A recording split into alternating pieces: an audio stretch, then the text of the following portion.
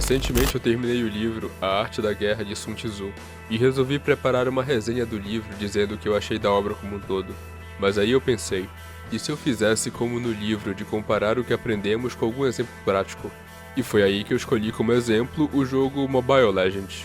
Então hoje vamos fazer exatamente isso, uma breve resenha comparando e aplicando as lições do livro no jogo. A versão que eu tenho do livro é a publicada pela editora Príncipes. Se eu não me engano, essa versão foi entre 15 a 10 reais.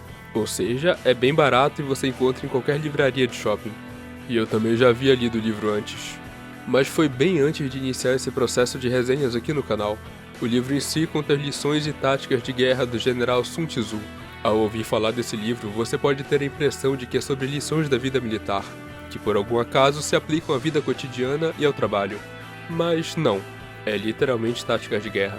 Ele comenta sobre o terreno, suprimentos, moral de um exército, qualidades de um bom e de um péssimo líder, como lidar com táticas do inimigo e como usar as técnicas do adversário contra ele mesmo. E logo após uma fala de lição, ele pega algum exemplo de combate da China antiga no qual isso ocorreu. Então realmente parece um livro didático e até um tutorial chinês para lidar com a vida.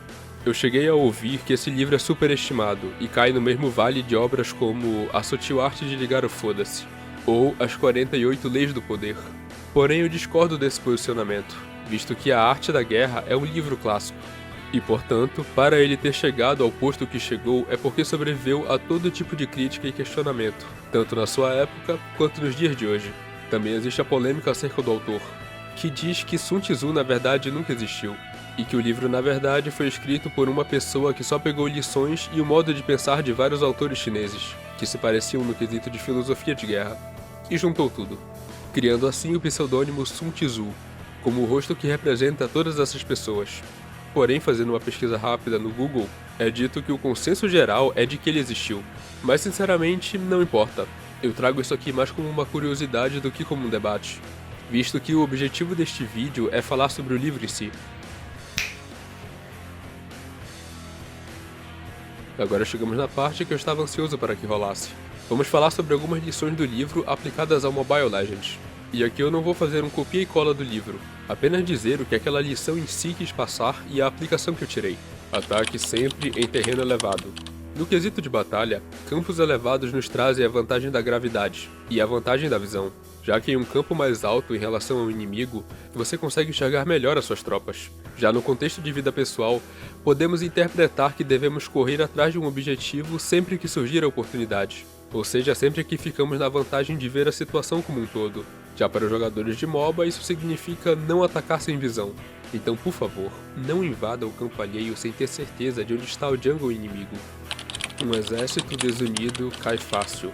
Essa e outras lições do livro são relativamente óbvias, tanto num contexto de batalha quanto na vida profissional. Comumente vemos equipes com profissionais com uma qualidade e capacidade de vencer, mas às vezes eles mesmos acabam se sabotando. Então não adianta nada você ficar xingando no chat ou pressionando para gankar se eu estou ocupado. Isso vai diminuir as nossas chances de vitória. Números não são garantia de vitória.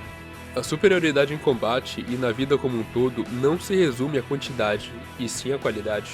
Ou como já dizia o seu Madruga, um homem prevenido vale por 2. Logo, não adianta nada você estar com 3 amigos com 100 de farm se o Yuzong inimigo já foi fidado pelo mago. Vocês vão morrer do mesmo jeito. Deixe uma brecha. Não cerque completamente o inimigo, ou ele lutará como quem não tem nada a perder.